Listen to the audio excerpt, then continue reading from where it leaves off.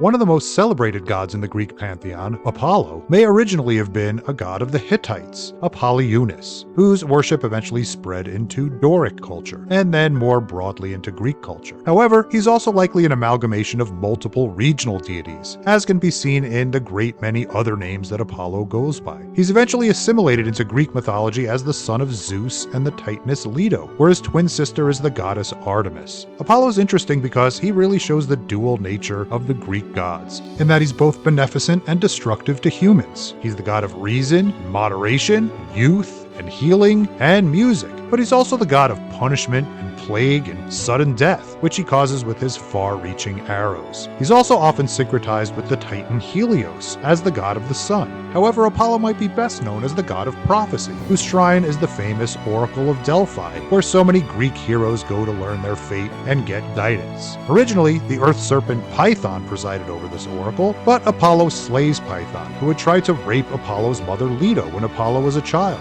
Apollo then took over the oracle and would communicate prophecy through a priestess known as a Pythia, a word derived from Python, who served as sort of a transmitter between Apollo and the human population. And Apollo was considered to be the son of the father of the gods, Zeus, and so he was an intermediary between humans and the supreme deity. Two famous quotes are on the shrine at Delphi, and they explain a lot about the ancient Greek mind. The two quotes are, "Know thyself," and "Nothing too much." Know thyself essentially means remember you are human and not a god, so don't become a victim of hubris. Nothing too much essentially means that overdoing it, whatever it may be, will only bring suffering. Instead, people should strive for moderation in all they do. And Apollo enters a lot of myths, often as a scorned lover. For instance, he courted the Trojan princess Cassandra, giving her the power of prophecy as an enticement. But when she rejects him, he puts a curse on her that no one would ever believe her prophecies. In another myth, Apollo falls in love with Daphne, a beautiful nymph who had a cold heart and felt no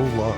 Apollo nevertheless chases her, begging her to be his bride, but she runs away, calling to her father, the river god Ladon, to save her no matter the cost. So as soon as Daphne's feet hit the river banks, Ladon turns her into a laurel tree. Apollo catches up to her just as she finishes the transformation, and hugging the tree he can hear her cold heart beating inside it. In tears over the rejection, Apollo takes some of the leaves off of the laurel tree, and he makes a crown to remember her by. This crown of laurel becomes a symbol given to great thinkers because of its significance to Apollo, the god of reason. Mythology does represent Apollo as the father of several figures. For instance, he's considered to be the father of Asclepius, whose mother was a princess of Thessaly named Coronis. Apollo kills her after she cheats on him, and he takes the baby from her womb to raise their son Asclepius with the help of Chiron, the wise centaur. They teach him all the powers of healing to take to humankind, and Asclepius is considered to be the father of the medical profession, with the rod of Asclepius as its symbol. The Romans didn't have an equivalent god for Apollo, which is why he was the only god from the Greek pantheon whose name didn't change in Roman mythology. Nevertheless, the first Roman emperor, Augustus, raised him to the prominence that he had with the Greeks after he dedicated the Roman victory at the Battle of Actium to Apollo, and he built a massive temple to him on the Palatine Hill in Rome.